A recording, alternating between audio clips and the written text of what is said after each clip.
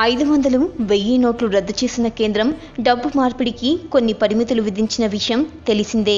రోజుకు 4000 మాత్రమే డబ్బు మార్చుకునేందుకు వీలుంది. తాజాగా దీన్ని 4500కు పెంచారు. అయితే కొంతమంది వ్యక్తులు బ్యాంకులకు వెళ్లి పదే డబ్బులు మారుస్తున్నట్లు కేంద్ర ఆర్థిక శాఖ దృష్టికి వెళ్ళింది. దీంతో బ్యాంకుల వద్ద రద్దీ భారీగా పెరిగిపోతుంది.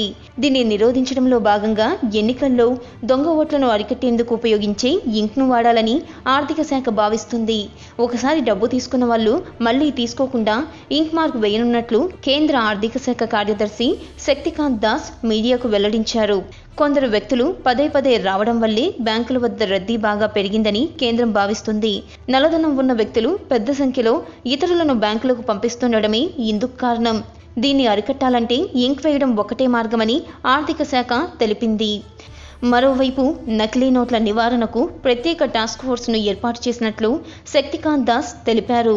రద్దీని తగ్గించుకునేందుకు బ్యాంకుల్లో, పోస్టాఫీసుల్లో నగదు పంపిణీ కూడా పెంచినట్లు ఆయన తెలిపారు. నోట్ల రద్దు నిర్ణయంతో ఎదురవుతున్న ఇబ్బందుల దృష్ట్యా కొన్ని సంస్థలు సమ్మెల్లోకి వెళ్తున్నాయంటూ వచ్చిన వదంతులను నమ్మవద్దని ప్రజలు సూచించారు.